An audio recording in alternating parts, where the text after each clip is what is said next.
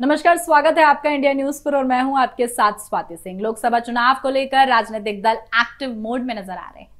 मोदी सरकार के 9 साल पूरे होने का जश्न खूब मनाया जा रहा है। भारतीय जनता पार्टी बड़े ही जोरों शोरों से इस जश्न को मना रही है। बड़े नेता रैली कर रहे हैं तो वहीं विपक्ष भी सक्रिय सा हो गया है। नीतीश कुमार की पहल पर पटना में विपक्षी एकजुटता पर महामंथन से पहले अब सीटों के लिहाज से सबसे महत्वपूर्ण राज्य यूपी में सियासी समीकरण बदलने की सुगबुगाहट नजर आ रही है। वहीं कभी समाजवादी पार्टी के साथ रहे ओम प्रकाश राजभर की सुहेल देव भारतीय समाज पार्टी की बीजेपी से नजदीकियां बढ़ रही हैं, वो भी सवाल खड़े कर रही हैं। सपा और जयंत चौधरी के राष्ट्रीय लोक दल के बीच बढ़ती दूरी भी चर्चा का विषय बन गई है। वहीं अब बहुजन समाज पार्टी भाजपा के रुख ने भी सूबे में बदलते सियासी समीकरणों के संकेत देने शुरू कर दिए हैं।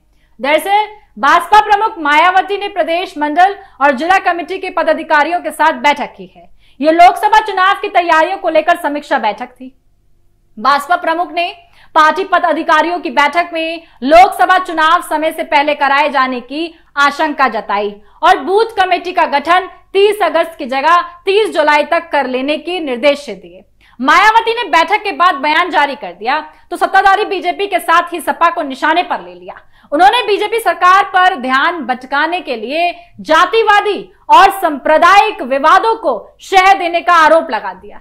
साथ ही लव जिहाद, लैंड जिहाद, धर्मांतरण, हिजाब, यहां तक कि मजार, मदरसा, जांच, बुलडोजर, पॉलिटिक्स और धार्मिक साफ तौर पर उत्पाद फैलाने वाले नफरती बयानों को लेकर भी बीजेपी को घेरते हुए नजर आए।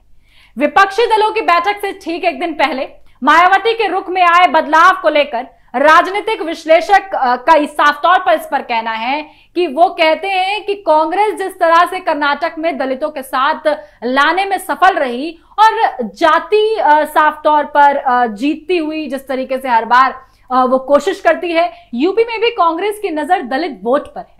और पार्टी के राष्ट्रीय अध्यक्ष मल्लिकार्जुन खड़गे खुद भी दलित बिरादरी से आते हैं। मायावती को कहीं ना कहीं ये डर सताने लगा है कि कहीं उनके बचे कुचे दलित वोट बेस में भी सेंध न लग जाए।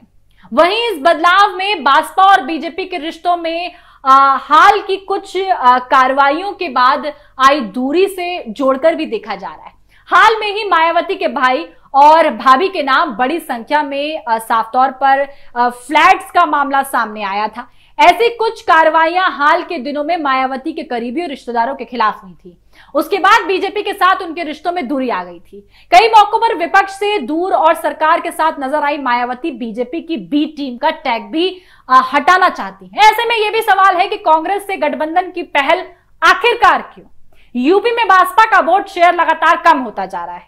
कभी पूर्ण बहुमत के साथ सरकार चला चुकी पार्टी आज सूबे की विधानसभा में 1 सीट पर है।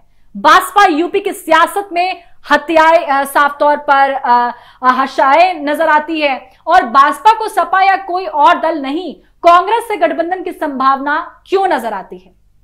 इस पर भी कई तरह की कवायद लगाई जा चुकी हैं। साल 2019 के लोकसभा चुनाव में भाजपा सपा के साथ गठबंधन कर ही चुकी, मैदान में उतरी थी और सपा के साथ गठबंधन को लेकर भाजपा के नेता ये कहते नजर आए कि अनुभव अच्छा नहीं रहा। अब 2022 के चुनावी परिणाम के बाद भाजपा उस मनोदशा में नहीं है कि अकेले चुनावी मैदान में उतरने की हिम्मत जुटा सके, वह भी अब जब 2014 में पार्टी 0 सीटों पर सिमट गई थी। ऐसे में मायावती की टेंशन का यूं बढ़ना लाजमी है। मायावती एक और विपक्ष की ओर जाना भी नहीं चाहती है, विपक्षी एकजुटता का पार्ट नहीं बनना चाहती हैं। बीजेपी से दूरी बना ली है, लेकिन खुद अकेले चुनावी मैदान में कैसे उतरेंगी, किन रणनीतियों के साथ उतरेंगी, किन तैयारियों के साथ उतरेंगी? तमाम अपडेट के लिए आप हमारे साथ बने रहें और देखते रहें इंडिया न्यूज। धन्यवाद।